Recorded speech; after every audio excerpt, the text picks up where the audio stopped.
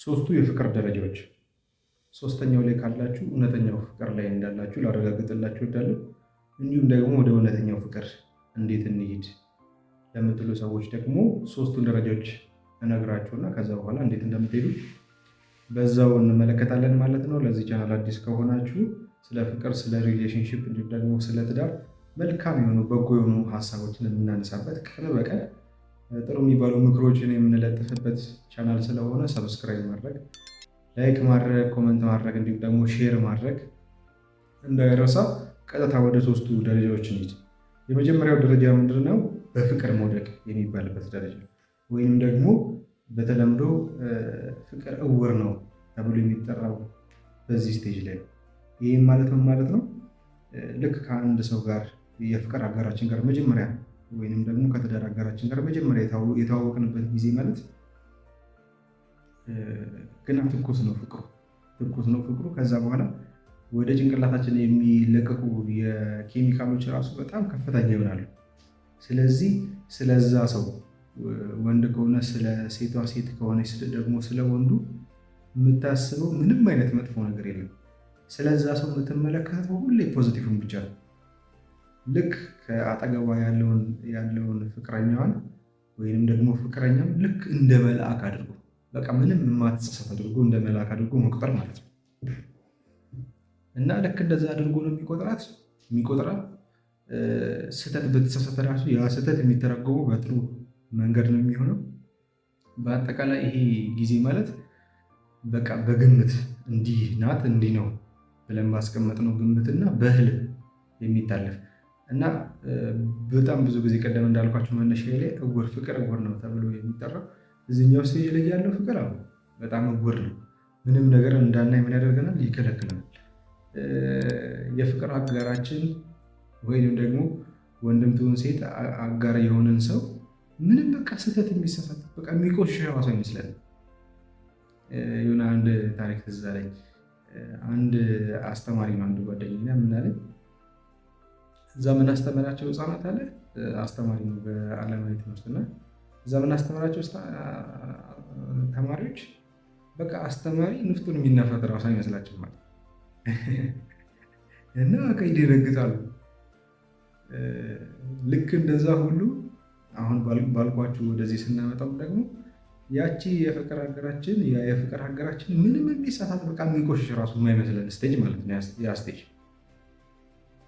ከዛ እቺ ስቴጅ እያለፈች ስትመጣ ሁለተኛው ስቴጅ ይተካል። ሁለተኛው ደረጃ ደግሞ ማለት ግጭትና እውነታ፣ የግጭትና የእውነታ ደረጃ። ይህም ደግሞ እንዴት ነው? ቅድም እንዳልኳቸው ወደ ጭንቅላታችን የሚሄዱ ኬሚካሎች በጣም ብዙ ናቸው ብያቸዋለሁ። ወደ አእምሯችን የሚሄዱ ኬሚካሎች መጀመሪያው ስቴጅ ላይ፣ ወደ ሁለተኛው ስቴጅ ስንመጣ እነዛ ኬሚካሎች ምን እያሉ እየቀነሱ ይመጣል። እየቀነሱ ሲመጡ የዛኛው ሰውዬ ወይንም የዛችኛዋ ሴትዮ እውነተኛ ማንነት ምን እያለ ይመጣል? ግልጥ እያለ ይመጣል ማለት ነው።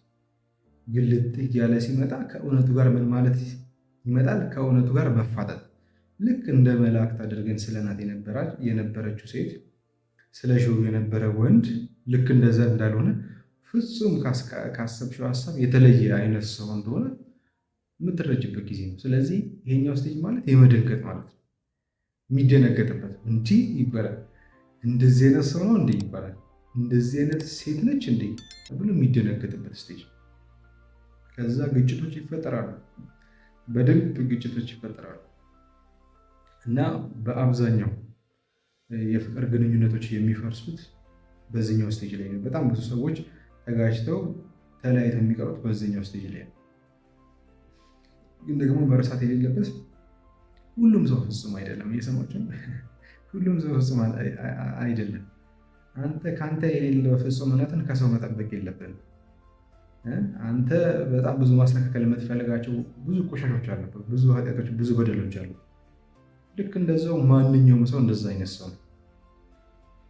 ስለዚህ ሁለታችሁም ትመለካከቱና ይሄኛው ስቴጅ በጣም ለእውነተኛው ፍቅር ትልቅ ድልድይ፣ ትልቅ ማስተማሪያ ቦታ ነው እና እርስ በእርሳችሁ ትክክለኛው ማንነታችሁን ተያይታችሁ ምናልባት የማይስተካከል ፍጹም የተለያያችሁ አይነት ሰዎች ሆናችሁ መለየት ይቻላል። የምንለያይበት መለየት የሚፈቀድበት ደረጃ ላይ ስላለን ማለት ነው መለየት ይቻላል። ግን ደግሞ አቻችለን ልዩነታችንን አጥበን ወደ አንድ ማምጣት የምንችለው አይነት ከሆነ ደግሞ ስንተኛው ስቴፕ ይጠቃል? ሶስተኛው ስቴፕ። ሶስተኛው ደረጃ ደግሞ ምንድነው? ቁርጠኝነት። ሰብስክራይብ ማድረግ፣ ላይክ ማድረግ እንዲሁም ኮመንት ማድረግ እንዳይረሳው። ሀሳብ አስተያየታችሁን አስቀምጡ፣ አግዙልኛል። ሶስተኛው እንዳልኳችሁ ምንድነው? ሶስተኛው ቁርጠኝነት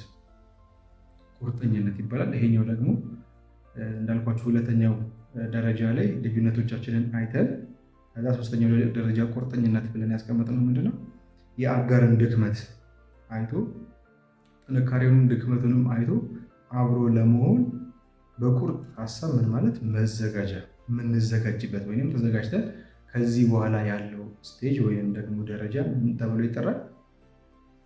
ቁርጠኝነት ተብሎ ይጠራል ማለት ነው። ስለዚህ እዚህ ደረጃ ላይ እየደረሰ ፍቅር ወይም ሶስተኛው ደረጃ ቁርጠኝነት ላይ የደረሰ ፍቅር እውነተኛ